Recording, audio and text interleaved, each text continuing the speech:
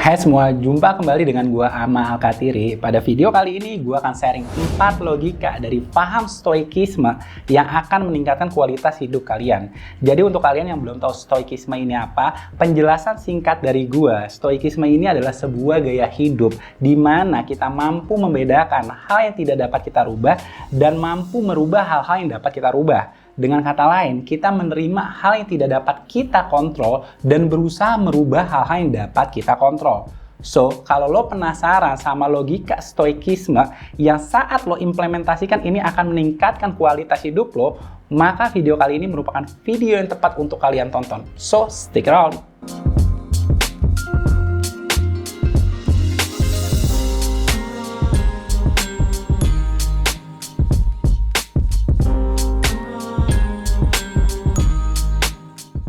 Logika pertama dari paham stoikisme adalah fokus sama hal yang bisa kalian kontrol. Menurut Marcus Aurelius, yang mana ia adalah salah satu tokoh stoik yang sangat populer, ia mengatakan bahwa kita memiliki kuasa atas pikiran kita, bukan di luar dari pikiran kita. Dan bila kita sadar akan hal ini, kita akan menemukan kekuatan sesungguhnya. Kekuatan yang dimaksud oleh Marcus Aurelius adalah kekuatan akan kemampuan kita untuk mengontrol hal-hal yang dapat kita kontrol. Kebanyakan orang itu terlalu fokus sama hal-hal di luar kontrolnya. Pendapat orang, promosi jabatan, inflasi, jumlah view ataupun subscribe di YouTube, itu hal-hal yang nggak bisa kita kontrol. Logika stoikisme itu mengajarkan kita untuk fokus sama hal-hal yang bisa kita kontrol dan menerima akan hal-hal yang nggak bisa kita kontrol. Dan kenyataannya bro, emang sedikit hal-hal yang bisa kita kontrol. Salah satunya adalah persepsi kita. Pendapat orang tentang diri kita di sosial media itu hal yang nggak bisa kita kontrol. Tapi kita bisa kontrol persepsi kita terhadap pendapat tersebut. Kita bisa kontrol interpretasi yang akan kita berikan terhadap situasi yang terjadi di hidup kita. Kadang yang nyebabin kita overthinking itu karena kita terlalu mikirin hal-hal yang nggak bisa kita rubah.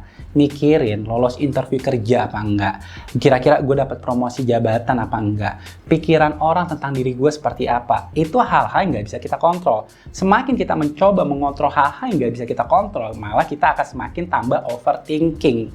Tapi ketika kita mampu untuk fokus sama hal-hal yang bisa kita kontrol dan menerima hal-hal yang di luar kuasa kita, kehidupan kita pasti akan jauh lebih berkualitas dan pastinya akan lebih bahagia. Logika kedua dari paham stoikisme adalah kebahagiaan sepenuhnya di pikiran kita. Ada salah satu kutipan dari Marcus Aurelius yang mengatakan kebahagiaan hidup kita itu tergantung dari kualitas pikiran yang kita miliki.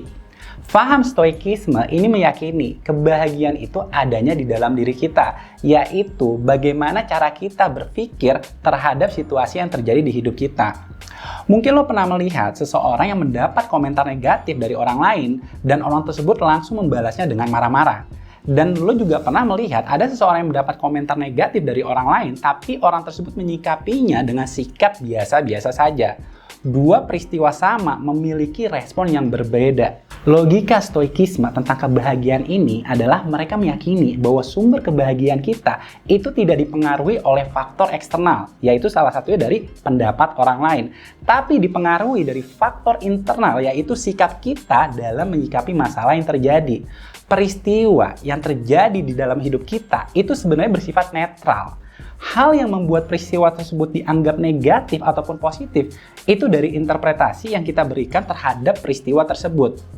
Pada saat lo melihat suatu peristiwa yang terjadi di hidup lo sebagai pembelajaran, diri lo pastinya akan jauh lebih baik. Tapi ketika lo melihat sebuah peristiwa sebagai cobaan, lo akan melihat hidup ini nggak adil. Menurut stoikisme, kebahagiaan itu ditentukan dari interpretasi kita terhadap peristiwa yang terjadi dan juga kemampuan kita untuk tidak mengkhawatirkan hal-hal di luar kuasa kita. Logika ketiga dari paham stoikisme adalah hambatan dilihat sebagai peluang. Perjalanan hidup kita itu pasti ada aja hambatannya. Mau buat usaha, ditinggalin partner bisnis. Baru beli mobil baru, langsung ditabrak. Lagi senang-senangnya kerja, kena layoff. Perjalanan hidup kita itu pasti nggak linear bro. Pasti dinamis kayak detak jantung. Ada kalanya kita di bawah, ada kalanya kita di atas. Faham stoikisme itu melihat hambatan hidup bukan sebagai sesuatu yang menghambat, tapi sebagai peluang yang dapat membuat diri kita lebih baik lagi. Ada salah satu kutipan dari Ryan Holiday yang mana dia adalah penulis buku dari Daily Stoic sekaligus penganut faham stoikisme yang mengatakan hambatan kalian itu sebenarnya adalah sebuah jalan. Jangan pernah lupa, setiap hambatan yang ada itu merupakan kesempatan untuk memperbaiki kondisi kalian. Faham stoikisme itu menganggap yang membuat diri mereka lebih baik itu karena hambatan-hambatan yang mereka mampu lewati. Mungkin pada saat lo kena layoff, lo bisa melihatnya bukan sebagai bentuk kegagalan, tapi sebagai peluang untuk lo memulai usaha. Atau mungkin ketika lo nggak diterima interview kerja, lo juga dapat melihatnya sebagai peluang untuk lo belajar skill-skill baru agar lo dapat bersaing ke depannya.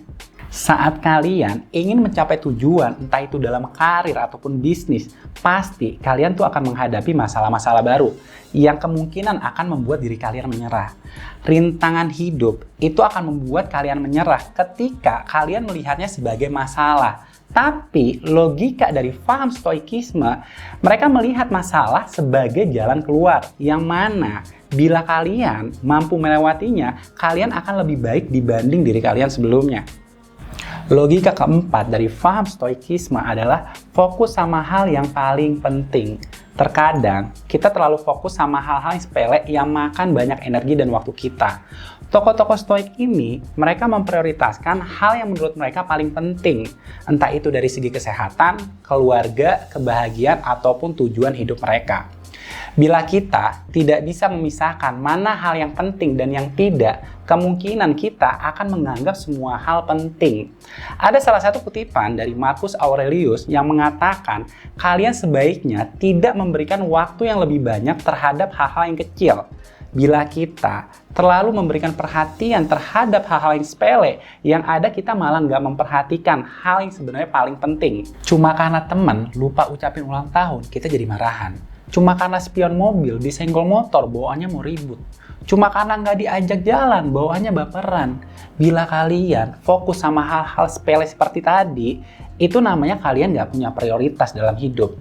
Hidup ini sebenarnya sederhana, bro. Prioritasin hal yang sebenarnya paling penting, sisanya nggak perlu dipikirin. Fokus sama tujuan besar. Pendapat orang tentang diri kita, perilaku orang tentang diri kita, apa yang orang lain pikirin tentang diri kita, itu nggak penting selama kita tahu arah tujuan kita mau kemana. Terima kasih untuk kalian yang udah nonton video gue kali ini. Jika kalian ngerasa video ini bermanfaat, jangan lupa untuk di like, subscribe, share, dan juga komen. Gue harap 4 logika stoikisme ini itu dapat kalian implementasikan pada kehidupan kalian sehari-hari dan lihat hasilnya bagaimana. Dan bila kalian tertarik membaca artikel gue berkaitan dengan stoikisme, kalian bisa membacanya di blog gue. So, thank you once again. Gue Amal Katiri, and I'll see you next time.